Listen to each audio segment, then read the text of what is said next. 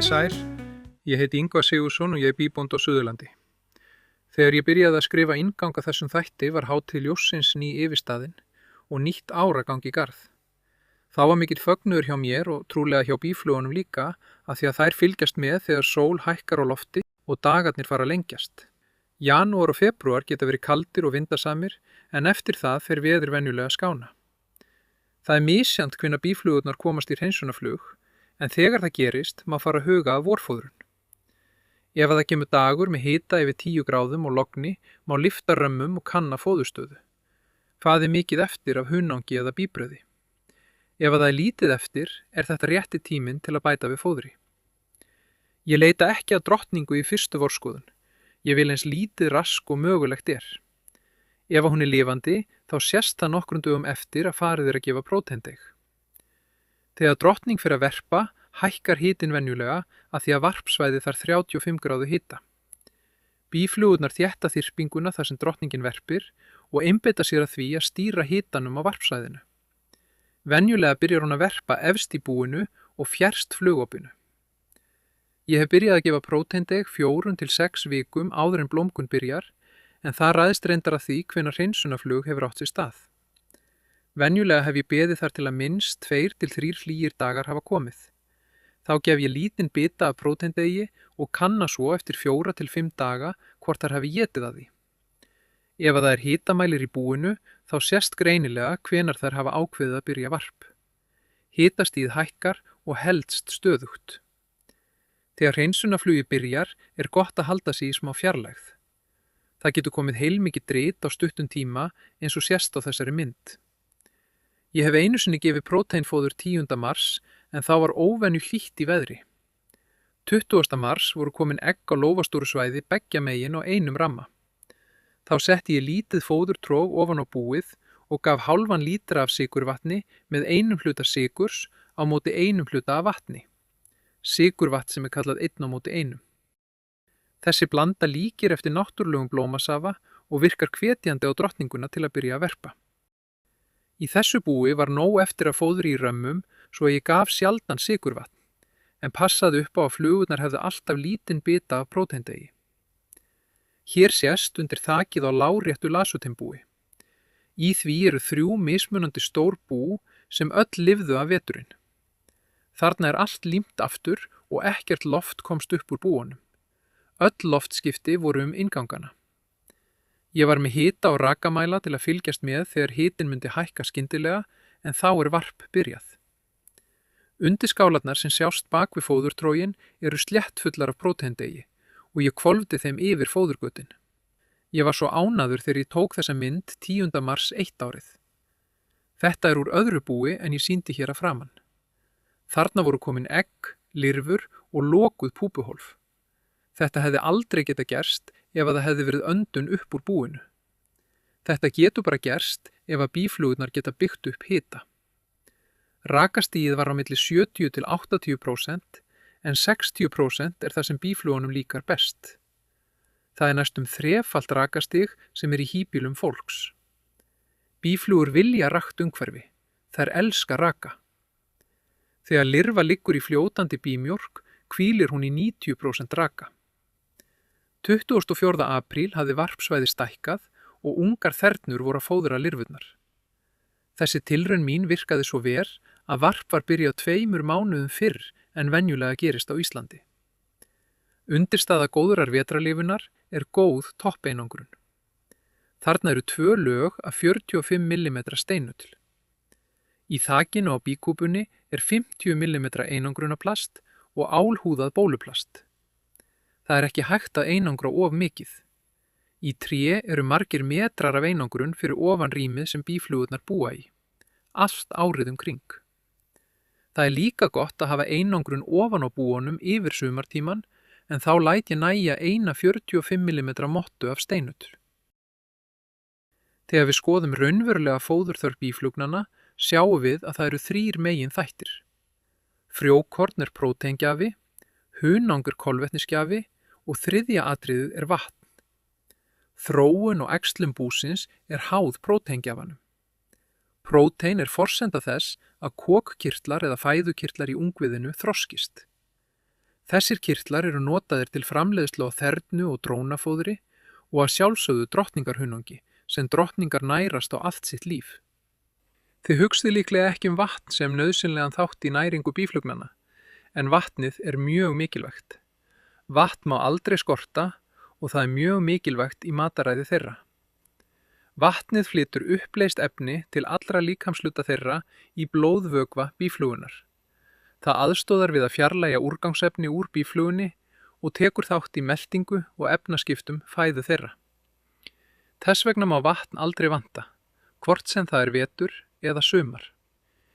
Yfir vetrarmánuðina endurnýta þær vatnið sem þéttist í búinu, annars myndu þær deyja úr vatnsskorti.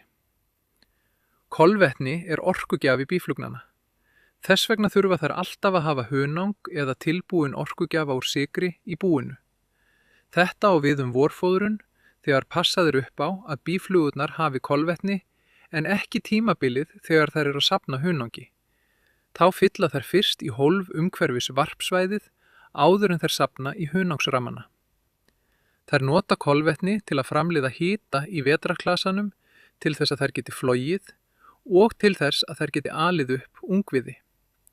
Sú orka kemur annarkvort úr blómasafa eða hunangi, sykursírópi eða sykurmassa sem þú gætir gefið býflugunum. Frjókorn eru afar mikilvæg í þróun búsins en ef þær hafa ekki kolvetnisríka fæðu þá munu þær deyja.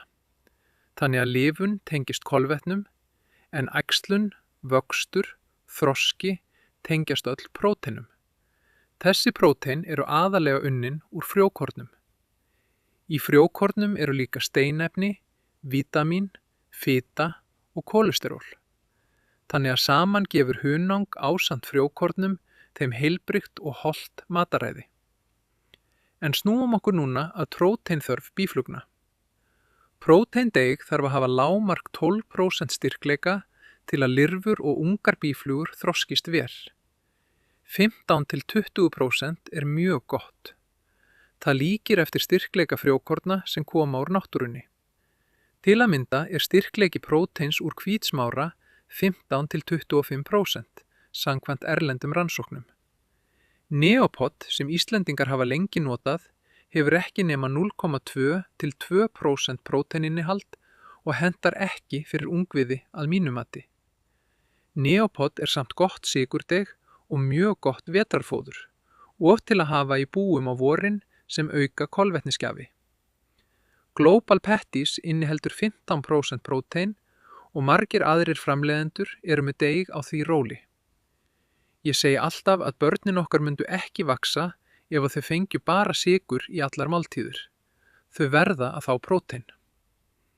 En hvers vegna ættum við að byrja svona snemma að undirbúa býflugurnar fyrir sumarið? Við getum verið sammála að vorið er erfiður árstími fyrir býflugur. Duttlungar veðursins geta verið öfgafullir, það getur hlýnað snögglega í búunum í logni og sól og eftir hlýja viku geti fylgt köld og rigningasöm vika þar sem býflugurnar geta ekki flogið. Það getur jafnvel komið frost í nokkra daga. Við hækkandi sól finna býflugurnar á sér að það er að koma vor. Þeim er eðlislegt að byrja varp snemma og koma upp sóknarflugum til að sækja blómasafa og frjó leið og plöntur fara að blómstra. Því fleiri nýjar flugur sem komast út í vorið, því meira berst í búið af frjói og stofninn vex hraðar.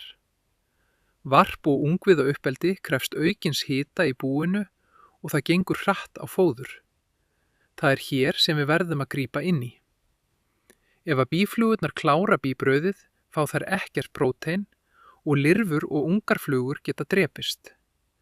Eldri flugurnar verða máttvana, það gengur hratt á hunangi sem þær geyma í römmum og búið deyr. Við þurfum að grípa inn í til þess að þetta gerist ekki.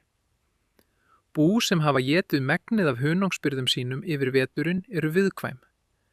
Skyndilegt frost eða vika af rigningu getur verið dauðadómur fyrir svamt býflugnabú. Eftir að varp fer af stað verðum við að fylgjast vel með fóðurstöðunni og það má aldrei vanta prótein eða kolvetni. Við sjáum að frá því að lirfa skríður úr eggi líða ekki nema 5–6 dagar frá því að eggið klekst út og þar til lirfan fer á púpustig. Á þessum tíma þarf lirfan að hafa fengið nóg af öllum næringarefnum til að líffæri þeirra þroskist á púpustigi. Ef að búið sveltur á þessu 5 til 6 daga tímabili, þá verða býflugurnar sem skríða úr púpum til lítils gagns. Fyrstu dagana eftir að unga býflugan er komin úr púpu þarf hún að fá nóg af próteini til að stækka og þroska fóðukirtla sína. Vel nærðar býflugur eru hraustari og þær lifa lengur ef nógu mikið er af próteinríku fóðri í búinu, stundum alltaf 15 dögum lengur. Þetta eykur líka getu drottningarinnar til að verpa meira, bæði síðla vetrar og að vori. Með því að byrja snemma að fóðra býflugnabúin lengjum við sumarið. Búin fara öflugri inn í vorið. Víðir getur byrjað að blómstra í apríl í góðum árum, en það fer svolítið eftir landsvæðum hvar og hvenar hann blómstrar fyrst. Túnfífillinn kemur svo að hæla víðisins í maí og svo fjölgar plöntum eftir það. Þá er gott að fjöldi sóknarflugna sé orðinn góður því að það munar hverja vikuna sem þær ná að stækka búin. Það launast líka að hausti þegar býbóndinn tekur hunang úr búanum. Uppskeran verður meiri. Það skilar sig líka hjá þeim sem rækta drottningar og búa til nýja afleggjara. Allt verður fyrr á ferðinni.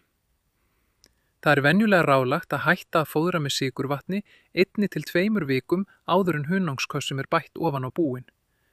Þá er ekki hætta á að fá sykur saman við hunangið. Það má hafa próteindeg áfram í búunum en fylgjast bara með hvort það þornar eða myglar. Uppþornað próteindeg má bleita upp og nota áfram. Það er sérstaklega mikilvægt að hafa próteindeg í búunum ef að það rignir í marga daga samfleytt. Býflugurnar geta klárað frjóið í búinu á nokkrum dögum.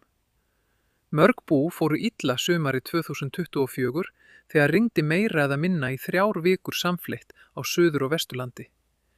Ég frétti af búum sem að drápust á miðju sumri, sennilega úr hungri. Ég frétti líka af búi sem var bjargað á seinustu stundu eftir að helmingur býflugnanna hafði drepist. Búið hrestist við en drapst svo veturinn.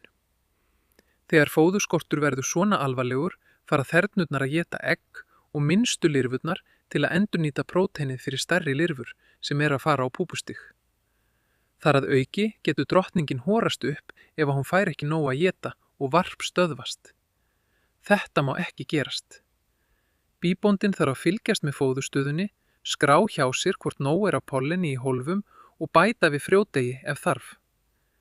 Þegar veðrið klikkar, þá má býbóndinn ekki klikka. Það er hægt að fjalla lengi vorfóðrun en ég læt þetta nægja. Ég vil benda nýjum býbændum á að sækja námskeið hvar og hvenar sem þess er kostur. Það er til fjöldi bóka á erlendum tungumálum og núna er hægt að hlaða bókinni niður sem ég skrifaði og gaf út býflugnaræktun. Þið getið fundið hana á bifluga.is og það kostar ekkert að hlaða henni niður. Hún er í A4 sniði og hægt að prenta hana út. Netnámskeið í býflugnaræktun eru til á internetinu og eru ódýr. Svo er Sæunn Vigdís með netnámskeið á íslensku sem hægt er að taka hvenar sem er og á þeim hraða sem hver og einn kýs.